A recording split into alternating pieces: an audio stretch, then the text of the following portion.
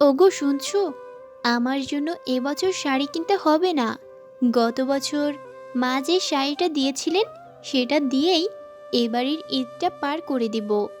তার চেয়ে বরং কাল বাজারে গিয়ে তোমার আর রিয়াদের জন্য পাঞ্জাবি আর ওর জন্য জুতো কিনে নিয়ে এসো, কেমন? আমার পাতে মুরগির রানটি দিতে দিতে কথাগুলো বলল নীলা। নীলাকে সচরাচর ভালো মানের কাপড় চোপড় কিনে দিতে পারি না আমি, কিন্তু তাতে কি, নীলা এই নিয়ে কখনো কোনো কথা শোনায়নি আমায়।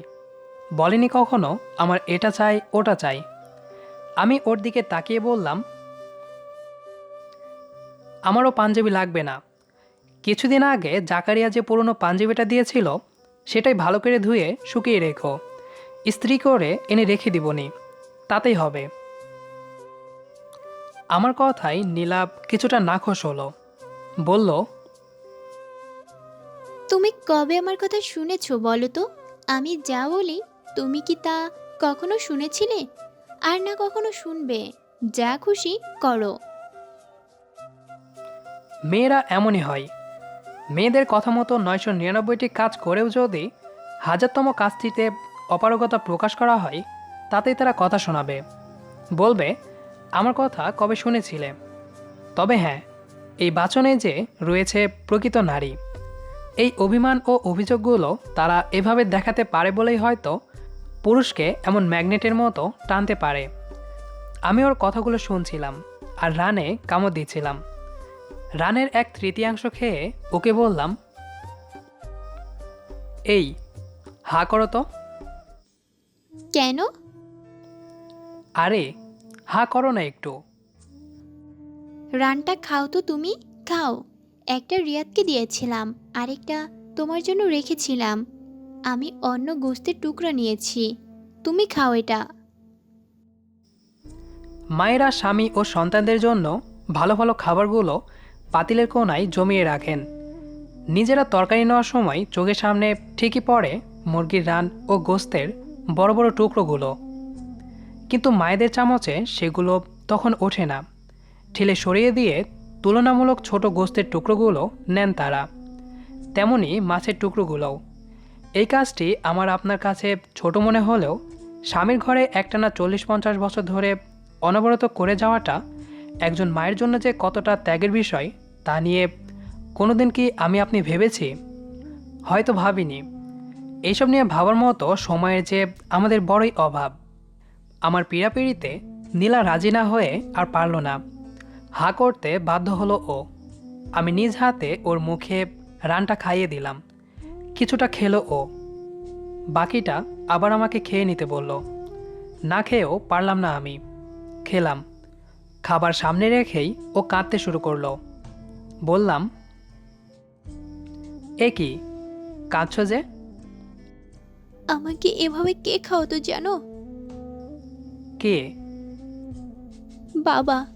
বাবা যেদিন মারা যান সেদিন আমিই হয়তো সবচেয়ে বেশি কেঁদেছিলাম।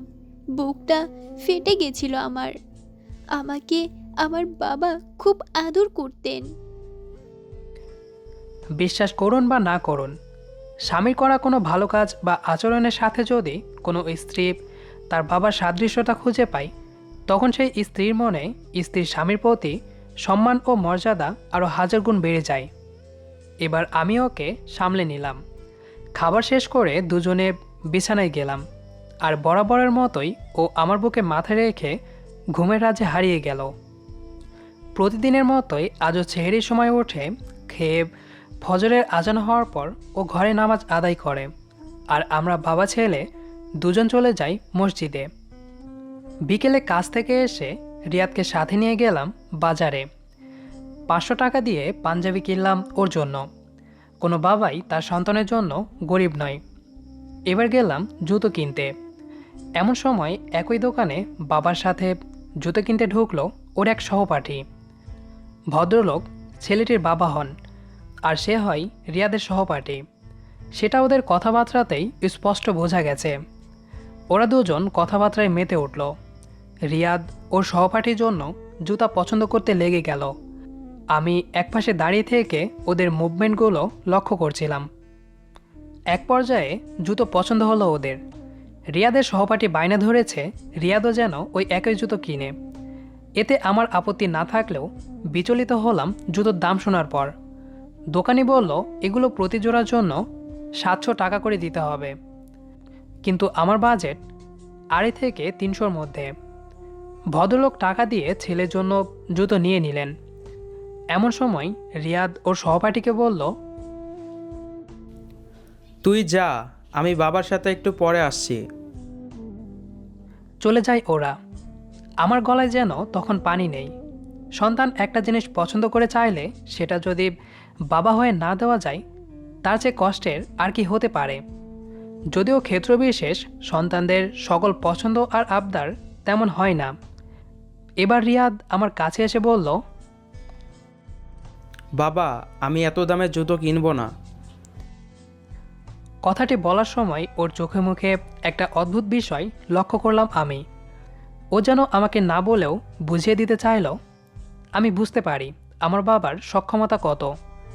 আমার বাবা তার সাধ্যমতো আমাকে যা কিনে দেবেন আমি তাতেই সন্তুষ্ট। আর বলবে নাই বা কেন?